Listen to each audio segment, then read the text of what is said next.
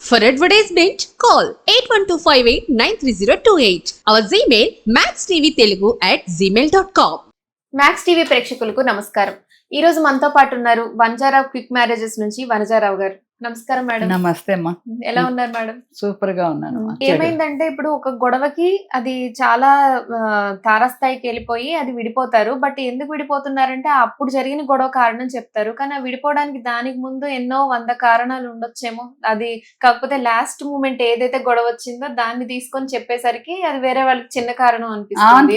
కానీ విడిపోతున్నామని డెసిషన్ తీసుకున్న వాళ్ళు దానికి ముందు ఇంకా 100 కారణాలు ఉంటే ఆ నిర్ణయానికి వస్తారేమో కదా. అసలు ఎలాంటి కారణాలు ఉండాలంటారు? ఇప్పుడు కారణాలు ఏదో శ్రీకృష్ణ పరమాత్ముడు 100 తప్పులు చేసిన 100 తప్పులు చేస్తేనే వాడిని ఇంకా సంహరిస్తామనేసి చెప్తుంటారు. అది కాదు. 100 తప్పుల వరకు వేచి చూస్తున్నారా ఇప్పుడు ఈ స్పీడ్ యుగంలో? లేదు, ఒక తప్పు చేస్తేనే దాన్ని గిలిక జల్లడి దాన్ని చెదరగొట్టి పెద్ద రప్చర్ చేసి ఇంట్లో వాళ్ళకి సెల్ ఫోన్ చూచాడు టకటకటకటమని వాళ్ళకి ఫోన్లు కొట్టేసి వాళ్ళకి కొట్టేసి ఫ్రెండ్స్ కొట్టేసి ఇంట్లో అమ్మ నాన్నలకు కొట్టేసి అందరూ వచ్చేసేసేయండి వదిలిపోతాం. ఏముండదు ఇక్కడ. పాయింట్ ఒక్కసారి నేను చెప్పేది ఒకటే మీకు, అది హాస్యాస్పదంగానే ఉండొచ్చు. హస్బెండ్ ఏదన్నా ఆఫీస్ నుంచి వచ్చి గట్టిగా రెచ్చిపోయి అతను ఏదో చిరాగ్గా ఏదైనా ఒక మాట అన్నప్పుడు ఒక్కసారి డీప్గా ఊపిరి అలా పీల్చుకుని ఏమైపోయిందా, అక్కడ ఏమైందా, అక్కడ ఏం జరుగుతుందా, అదొక్కటి ఆ భార్య ఆలోచించగలిగి అన్ని కాఫీ ఇచ్చినా కూడా అతను రిలాక్స్ అయిపోతాడు.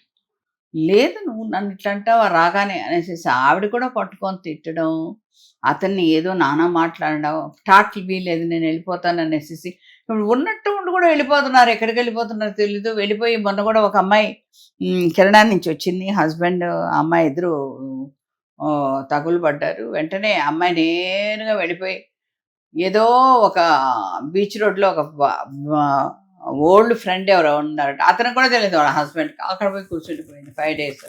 అతను వెతికి పిచ్చోళ్ళలాగా వెతికి అతను ఇంకా నిద్రాహారాలు లేక ఎటో ఎడిపోయింది. అందరినీ అమ్మలకు నాలుగు ఫోన్లు చేస్తారు. ఎక్కడో పాత ఫ్రెండ్ ఇంటికి ఎవరు వెళ్ళారంటే ఎలా అనుకుంటారు? అమ్మ అయితే మీరు ఇప్పుడు చెప్పారు అంటే అబ్బాయి ఆఫీస్ నుంచి వెళ్ళొస్తే ఒక మాట అంటాడు, అమ్మాయి కొంచెం సర్దుకోవాలని. మరి ఇప్పుడు చూస్తే మనం అనుకున్నారు అమ్మాయిలు ఉద్యోగం చేయని అమ్మాయిలు ఎక్కడ ఉన్నారు? మరి దాంతో పోల్చుకుంటే అమ్మాయిలు ఇంకా ఇంట్లో పని, పిల్లల్ని పెంచడము, ఉద్యోగం ఇన్ని చేసుకుంటూ కూడా కూల్ గా ఉన్నప్పుడు అబ్బాయి ఒక్క ఉద్యోగం చేసి ఎందుకు విసుగొస్తుంది? కరెక్టే. కానీ అమ్మాయిలు మొదటి నుంచి కూడా అమ్మాయికి చాలా బిరుదులు ఉన్నాయి. సహనవతి, శీలవతి.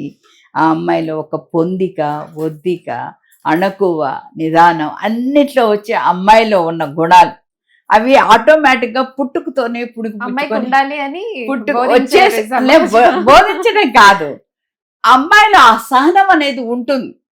అతడిలో అనేది కొంతమంది చిరాగ్గా వచ్చేస్తుంటారు.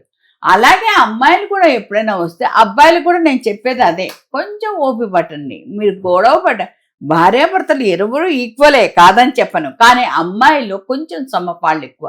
ఇటు పిల్లల్ని చూసుకుంటుంది అమ్మాయికి ఓపిక, పిల్లలు చెప్పే కథలు వింటుంది, పిల్లలు చెప్పే స్కూల్ విషయాలన్నీ వింటుంది అమ్మాయికి ఓపిక.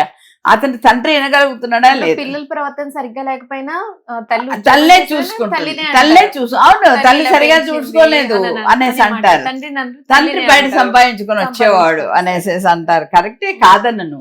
కానీ తండ్రిలో ఉన్న దురుసుతనం తల్లిలో ఉండదు. తల్లిలో ఉండే ఆప్యాయత తండ్రికి రాదు. అందువల్ల ఏది కానీ వీళ్ళిద్దరూ సమపాళల్లో ఉన్నారని చెప్పడానికి ఓటు మాత్రం అమ్మకే వస్తుంది, నాన్నకి రాదు. పిల్లలు కూడా ఎవరిని కంటే ఇష్టపడి అమ్మ అని పట్టుకుంటారు, నాన్న తర్వాత సెకండరీ అదే తీసుకుంటారు. అందువల్ల అమ్మాయిల్లో ఆలోచన శక్తి ఎక్కువ. ధన్యవాదాలు. సరేమ్మా.